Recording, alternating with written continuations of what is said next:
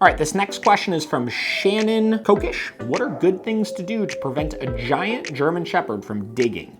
And then in parentheses, 2, by the way, the smaller one copies the bigger one. Digging is so simple, right? So when you're looking at nuisance behaviors, a lot of people overthink these things so much, right? Nuisance behavior is just general jumping, general barking at you, like demand barking and stuff, digging in the yard, picking up your shoes, right?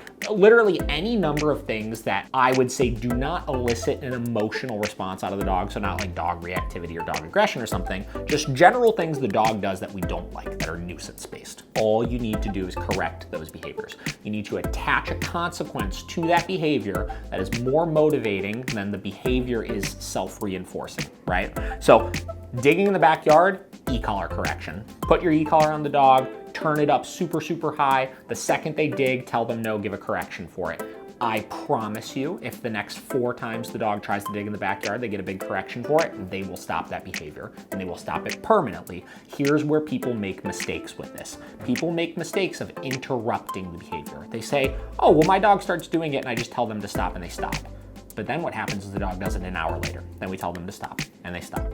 Then the dog does it an hour later. Then we tell them to stop, then the dog stops. And you never inhibit the behavior because people are just trying to interrupt, right? We're not trying to interrupt, we're trying to inhibit, which means that if we're attaching that consequence consistently every time the dog perceives as more motivating than the behavior, the dog will start to associate doing that thing with that negative consequence, which means that the behavior will stop completely.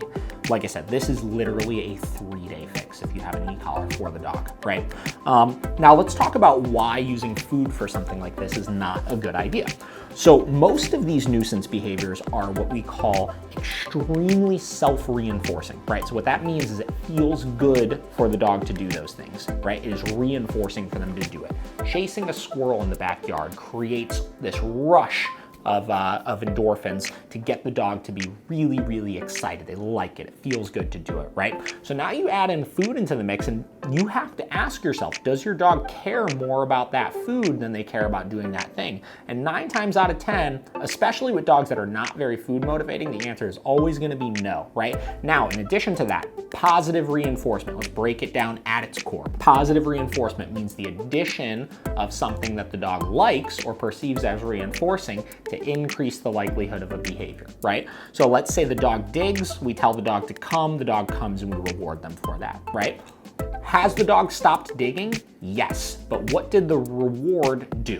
The reward just increased the dog coming. Did anything anywhere in that equation tell the dog, don't do this next time?